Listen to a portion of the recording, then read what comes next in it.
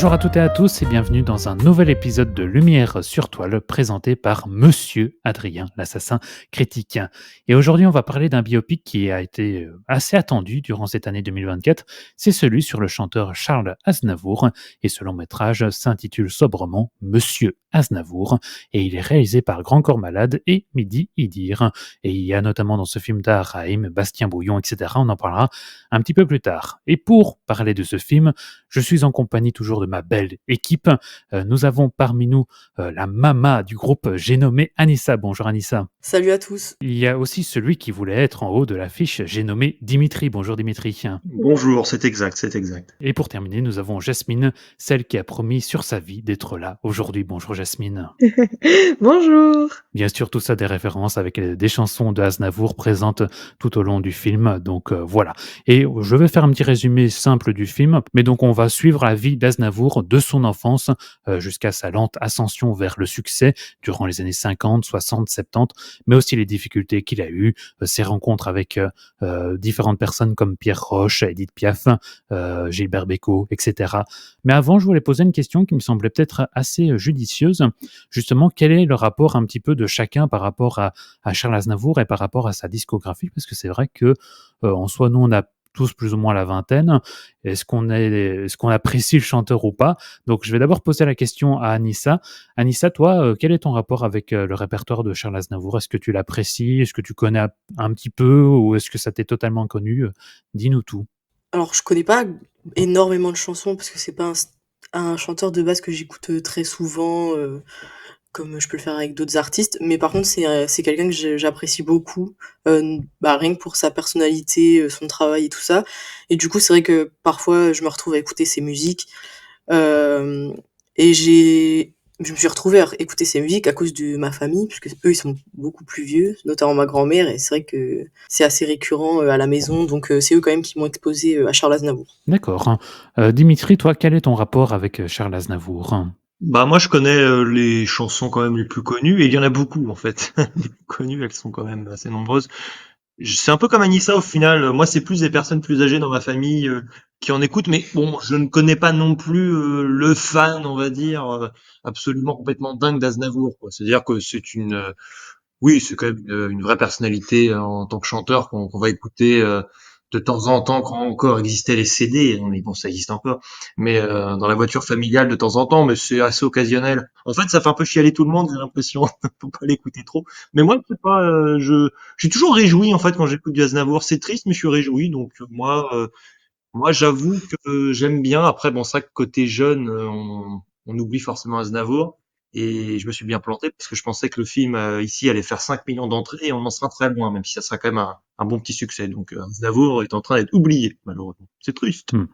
Et puis toi, Jasmine, quel est toi aussi ton rapport par rapport à la discographie de Charles Aznavour? Alors, pareil, un peu comme vous, hein, bien évidemment, j'ai découvert ça grâce à ma famille. Dans les fins de soirée, il y a toujours une petite musique un peu plus posée, un peu plus mélancolique, qui passe parce que c'est le moment où ça redescend. Et donc, j'ai découvert Aznavour comme ça. Puis après, j'ai quand même eu une grosse période où j'écoutais de la variété française. Donc, je suis un peu revenue sur tous nos anciens de la variété française, dont Aznavour. Donc oui, j'ai écouté pas mal à un moment Aznavour. Puis les paroles qu'il écrit sont vraiment très prenantes. Donc j'ai un rapport assez. Je connais à peu près sa discographie. Après, je le connaissais pas du tout en tant qu'humain. Par contre, je savais pas du tout sa personnalité. Donc le film m'a fait découvrir un peu qu'est-ce qu'il pouvait potentiellement être. Tu donnes déjà un petit peu ton avis ici, Jasmine, mais on va rentrer dans les détails un petit peu après. J'ai à peu près le même avis que les autres aussi. C'est vrai que bon, moi je le connais pas plus que ça, pourtant je suis quelqu'un qui m'intéresse pas mal à ce qui a été fait par les artistes francophones durant les années 60-70, mais c'est quelqu'un que je connais par-ci par-là, mais sans plus. Donc voilà, mais c'est quelqu'un que j'apprécie quand même si j'écoute clairement pas ça tous les jours non plus. On va passer maintenant au film Monsieur Aznavour, donc de Grand Corps Malade et Mehdi Idir. Je vais repasser la parole à Anissa. Toi, qu'as-tu pensé de ce film sorti il y a quelques semaines déjà? Bah, franchement, c'était un bon moment dans le cinéma. On n'était pas beaucoup, donc en plus, j'ai pu un peu plus l'apprécier, je pense. Par contre, je l'ai trouvé un petit peu long à certains moments. C'était pas ultra dérangeant, mais c'est vrai que par instant, je me disais: «Vache, oui, c'est» après, en même temps, c'est la vie d'un monsieur qui a vécu jusqu'à 94 ans, je crois, donc c'est normal qu'il y ait des choses à dire, j'ai envie de dire. Mais le film était esthétique, mais sans plus. Genre, c'était pas une bombe atomique d'images, mais en même temps, je veux dire, ça m'a pas dérangé. Il y avait de très belles images. Moi, ce que j'ai aimé, c'était surtout les images pendant la Seconde Guerre, etc. C'était des moments assez forts, etc. Et le seul point négatif que je pourrais donner en soi, c'est que j'ai pas trop aimé les autres personnages qui étaient ramenés, genre les autres personnalités, je veux dire, genre Edith Piaf, le personnage de Johnny, même Beiko et Sinatra. En soi, j'ai pas spécialement accroché au délire. Et surtout Edith Piaf, parce que bah on avait quand même eu Marion Cotillard qui apparemment, j'ai pas vu le film, mais qui apparemment avait fait un énorme travail sur ça. Donc je me suis dit ouais, bof. Mmh. Donc plutôt, sympathique, mais à défaut d'être transcendant, si je comprends bien, la vie de Anissa.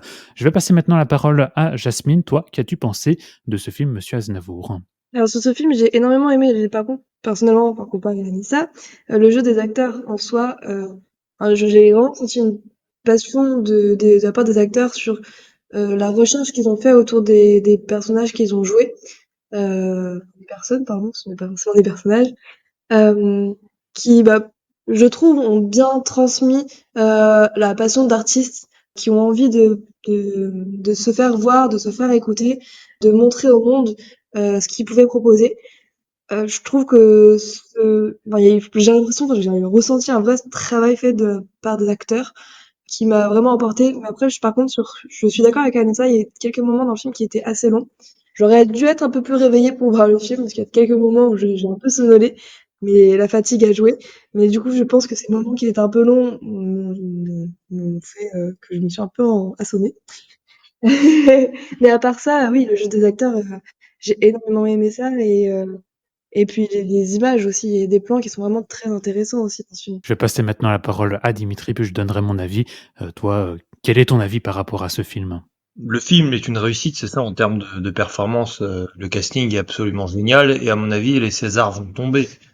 C'est-à-dire que Tahar Rahim, il est absolument génial en Charles Aznavour. Alors il faut peut-être un petit temps pour s'y habituer, disons, mais à un moment donné, quand même, la ressemblance est troublante.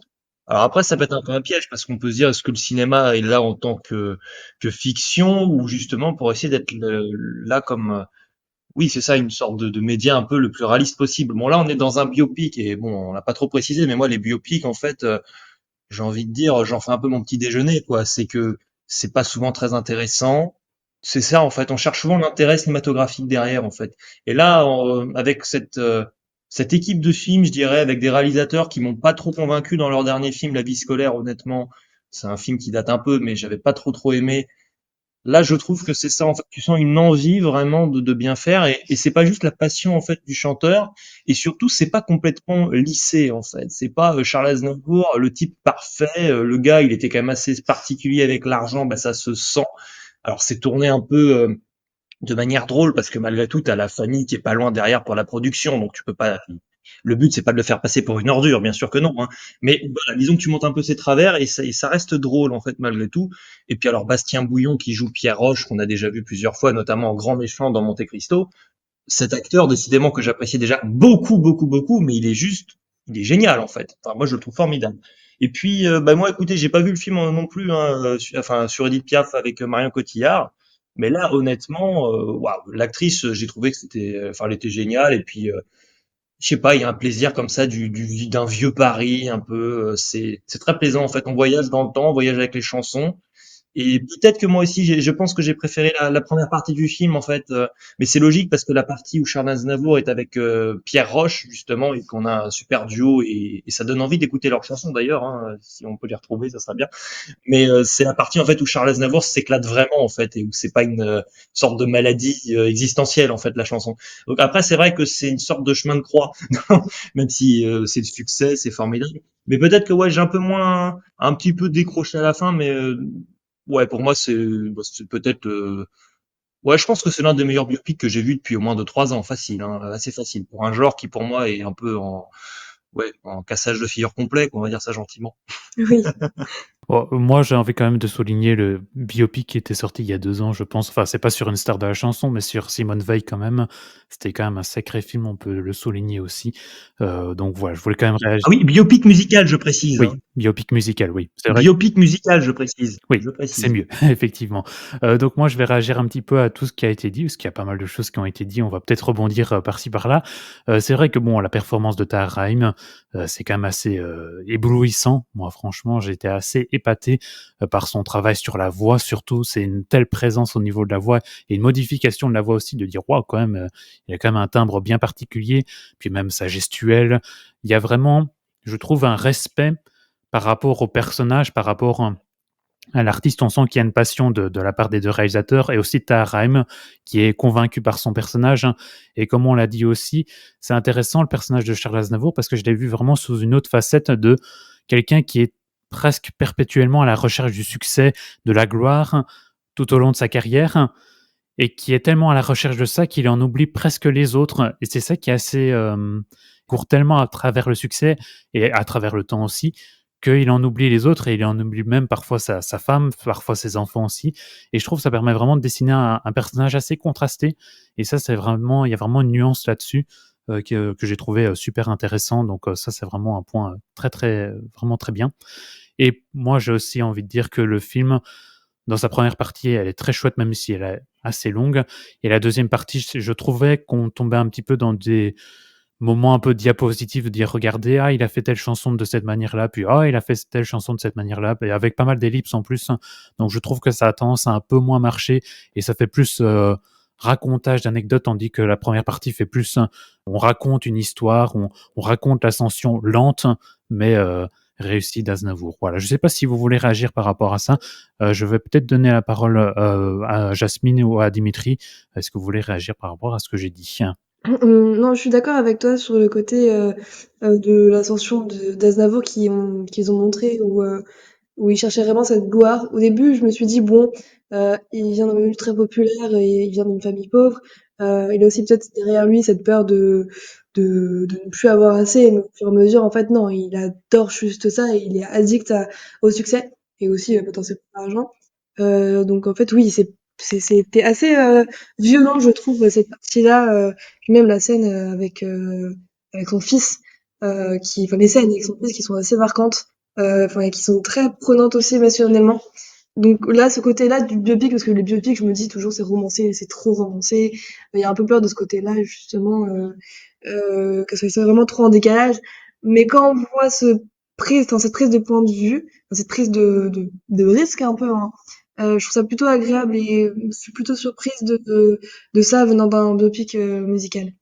Oui, oui, je suis d'accord, complètement. C'est vrai que on a des scènes fortes, en effet, avec le fils Patrick, par exemple. Et ça, c'est pas bon. En même temps, ça aurait été compliqué de passer outre quand même ceci, parce que bon, on nous fait quand même comprendre que si il arrive ce qui arrive au fils, bon, on peut le dire, on peut entre guillemets spoiler, parce que c'est vraiment arrivé, mais que le fils est clairement de sérieux problèmes en fait et un père absent qu'il se suicide, en fait. C'est quand même pas rien. Donc ça entache quand même énormément la figure de Charles Aznavour. Et moi, j'ai entendu beaucoup de personnes dire, ah oui, mais bon, le biopic, il est pas très, très réaliste et encore une fois, bon, ça sera un peu une C'est un peu sorte d'hagiographie du chanteur. Alors oui, il y a ce côté hagiographique avec la lumière, c'est-à-dire que oui, c'est quand même, tu sens une sorte de prédestiné et tout ça, mais ce qui est intéressant, c'est que tu as la question de la prédestinée, mais tu as aussi une question de contexte, en fait. Tu as un contexte familial, tu as un contexte aussi historique qui est super intéressant avec le fait d'être arménien, on le confond avec un juif. Enfin bon, c'est quand même super intéressant. Et en fait, ce film, pour moi, c'est quand même un foisonnement comme ça de prise de risque, en effet, et puis aussi, tout simplement, il y a quand même une sorte de récupération un peu politique peut-être derrière, mais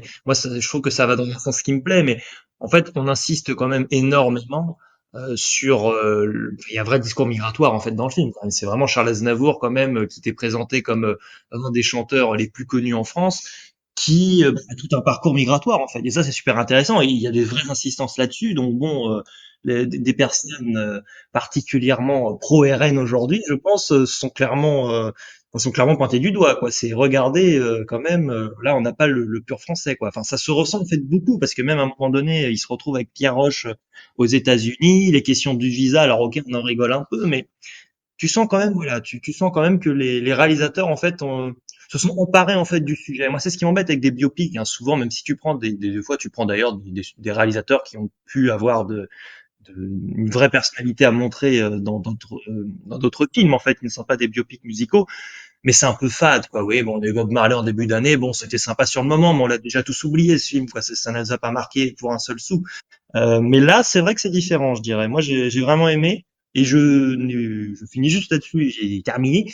Mais ouais, la narration me pose un peu problème. C'est là où, pour moi, il y a peut-être pas assez de prise de risque. C'est que au début, tu te dis que ça va pas être chronologique, et finalement, ça l'est complètement, en fait. Peut-être un peu dommage, ça. Après, moi, ça m'a pas surpris cette prise de risque. Enfin, Mehdi Aziz, je le connais pas trop, je sais pas trop ce qu'il a fait. Mais Grand Corps Malade, enfin, on connaît un peu ses points de vue sur la société. Il est quand même très proche de ce qui se passe vraiment. Et, enfin, il lui arrive plein de trucs aussi. Donc, ça m'a pas surprise de voir cette prise de risque sur tout ce qui est justement la migration et sur la vie d'Aznavour, sur bien d'insister sur ça et pas que sur son succès. Et sur le côté engagé de Charles Aznavour, parce Oui. qu'à un moment, bon, comme ils disent, c'est quand même une chanson forte, quoi. Enfin, pour l'époque, je veux dire, on est un peu après mai 68. Tu te retrouves avec, bon, quand même une star de la chanson hétérosexuelle qui vient te chanter, comme ils disent. C'est pas rien. Et dans le film, en fait, je pense que, comme disait un peu Adrien, ça s'insère pas en tant que tel, je pense, dans le film. Je veux dire, d'un point de vue cinématographique, là, pour le coup, peut-être pas. Peut-être pas. Et encore, ça sera démontré. Mais disons que le film arrive aussi, je dirais avec ses deux réalisateurs à te montrer que on est là pour dire des choses importantes aussi. Et peut-être pas concernant seulement l'acteur, parce qu'en fait que Charles Aznavour, le chanteur pardon, c'est-à-dire que Charles Aznavour en soi, bon, il est chanté cette chanson dans sa vie à lui, ça a peut-être pas tout changé, mais disons que pour les spectateurs qui regardent le film, peut-être que ça peut un peu faire bouger les choses et je sais pas, il y a un peu une once d'espoir quand même là-dedans ou au contraire tu peux en être déprimé de te dire qu'il y avait déjà un chanteur comme ça qui essayait de montrer l'exemple mais que c'était déjà compliqué, enfin que c'est encore compliqué aujourd'hui, je sais pas. Mais le film a des choses à dire, quoi. Ça c'est bien.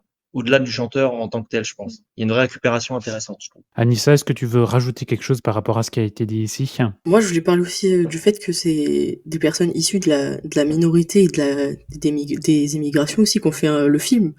C'est-à-dire que Grand Corps Malade, il me semble qu'il est maghrébin. J'ai oublié la deuxième personne qui a réalisé, mais c'est aussi un maghrébin. Et t'as Raimi, il est franco-algérien. Et en plus, il joue un personnage qui est issu de l'immigration et qui a subi beaucoup de racisme, etc. Je crois que c'est une des seules choses que je savais de Aznavour avant d'aller voir le film, c'est que je sais que cet homme a vécu de l'antisémitisme, etc., alors qu'il est même pas juif. Donc, et j'ai trouvé que justement, c'était pas mal fait. Genre, il y avait pas de mauvaise représentation. Alors après, qui suis-je pour dire qu'il y a une mauvaise représentation, évidemment. Mais j'ai trouvé que c'était assez bien fait dans le sens où c'est pas stigmatisé non plus. J'ai trouvé que c'était assez neutre, genre sans que ce soit mal vu. Justement, j'ai trouvé que c'était une vision assez claire et que ça reflétait assez bien quand même malheureusement ce que lui a vécu et ce que des milliers d'autres personnes ont dû vivre à cette époque-là en France et ailleurs, quoi. Oui, il y a un peu cette sensation, on sent qu'ils n'en ont pas fait trop. Ils ont pas joué sur une carte, ils ont Non, c'est ça. Ils avaient l'air vraiment impliqués, Oui. en fait. Et ça, j'ai beaucoup aimé. C'est une insistance subtile, je dirais. Ben voilà, je propose qu'on s'arrête là, c'est déjà pas mal pour ne pas faire trop long, un podcast trop long. On va passer maintenant à des recommandations. On va voir un petit peu ce que chacun nous propose parce que je ne sais pas ce qui va être dit, si ça sera soit en lien avec le cinéma, avec la chanson, je n'en sais rien. Donc on va d'abord commencer avec Dimitri. Toi, qu'est-ce que tu nous proposes cette fois-ci comme recommandation? J'ai retrouvé le titre de ma recommandation, In Extremis, heureusement. Alors, puisqu'on parlait de Charles Aznavour, moi je reste dans la chanson. Ah oui, en fait, je vous ai pas imité Edith Piaf avec l'accent parisien d'antan, avec Petit Coco, là. Et j'avais oublié, bon alors. C'est pas tout à fait. Ouais, je vais finir ma reco.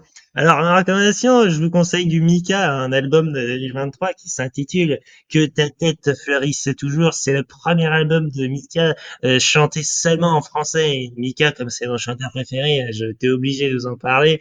Je vous laisse la main. Allez, à plus tard. Oh là là. Excusez-nous pour vos oreillons. J'ai pas chanté. J'ai pas Non, chanté, hein. non. La môme, ouais, c'est bon, ouais.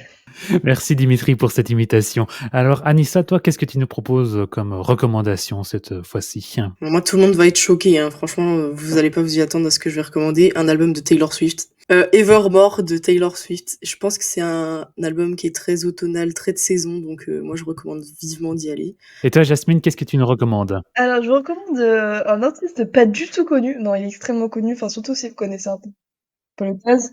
John Coltrane, qui est un oula, je galère à dire ce mot. Bref, qui fait du jazz dans les années 40-50, surtout du saxophone. Et il a un peu révolutionné le monde du jazz à cette époque-là. Donc si vous voulez un peu vous initier au jazz, c'est vachement cool, c'est très agréable à écouter. C'est un peu anti-incontournable. Donc voilà. Avec plaisir. Et toi, dis-nous tout, Adrien, que recommandes-tu? Donc, je recommande le deuxième album de Clara Luciani qui s'appelle Mon cœur, hein, voilà, qui est sorti il y a quelques années déjà, mais voilà, c'était vraiment un gros coup de cœur avec des très chouettes chansons, franchement, et un peu allez, une ambiance un peu 70s, etc., disco. C'est très très sympa. Je n'ai pas encore écouté le dernier, Mon sang, mais voilà, en tout cas, le deuxième était très très chouette, donc je vous recommande ça. En tout cas, un tout grand merci à toute l'équipe d'avoir donné son avis sur le film Monsieur Aznavour. C'était un plaisir en tout cas. C'était très chouette. N'hésitez pas à donner aussi votre avis sur ce film. On est impatient d'écouter vos avis, vos remarques, vos réflexions. Ça nous intéresse bien sûr. Donc sur ce, on se retrouve une prochaine fois pour parler d'autres films dans Lumière sur toile. À plus. Ciao. Hier encore, j'avais 20 ans, je gaspillais le temps en croyant l'arrêter. Et pour le retenir, même le devancer, je n'ai fait que courir, je me suis essoufflé. Salut les petits gars. J'espère qu'on va pas se faire strike, hein.